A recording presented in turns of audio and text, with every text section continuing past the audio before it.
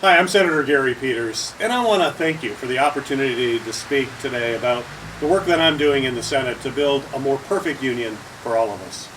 As a former lieutenant commander in the U.S. Navy Reserve, I'm driven by my commitment to service.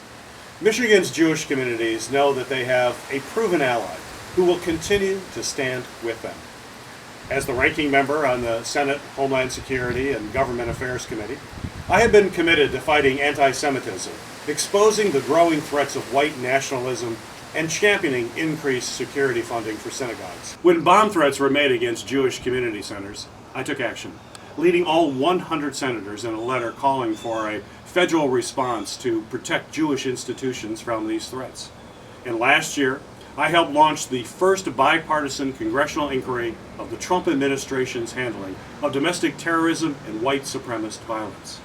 My committee held the Senate's first oversight hearing on domestic terrorism, and I will continue conducting thorough oversight on this issue, pressing for the Department of Homeland Security, Justice, and the FBI to better address this serious threat, including more effectively aligning their resources. Additionally, I have always been a steadfast ally of the Jewish community and a strong supporter of the U.S.-Israel relationship. On the Senate Armed Services Committee, I passed several provisions to improve defense coordination between the United States and Israel, and all with bipartisan support.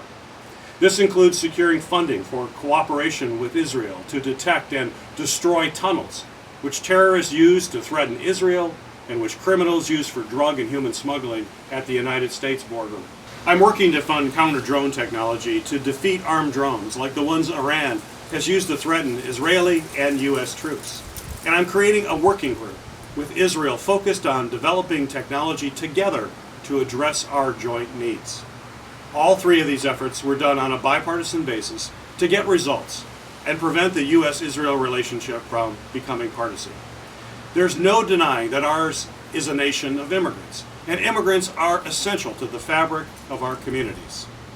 As the ranking member of the Homeland Security and Governmental Affairs Committee, responsible for oversight of the Department of Homeland Security, I've been to the southern border, and I have seen the humanitarian challenges firsthand. In every part of Michigan, there are immigrants who contribute to the economy and to our community. Immigrants are part of the fundamental fabric that defines the American dream. They are the foundation of vibrant communities in Michigan and across the country that help strengthen our economy and create the rich cultural tapestry that makes our nation unique. The time is long overdue to reform our outdated immigration laws and to create a system that recognizes the value and contribution of those already part of our communities. This includes immigrants who have founded job-creating businesses in Michigan, who serve as our doctors and nurses, and who form part of the hardworking dreamers who were brought into this country through no fault of their own, among many others.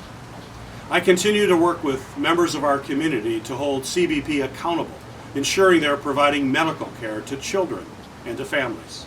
I'm also ensuring our CBP personnel have the PPE and resources they need to keep them and their families safe, and I'm working to address the root causes of migration. My number one priority is, and always has been, making sure Michigan families can thrive. Whether fighting for quality, affordable health care and lower prescription drug prices, defending our Great Lakes, boosting American manufacturing, protecting public schools, or standing up for small businesses, I'm focused on putting Michigan first.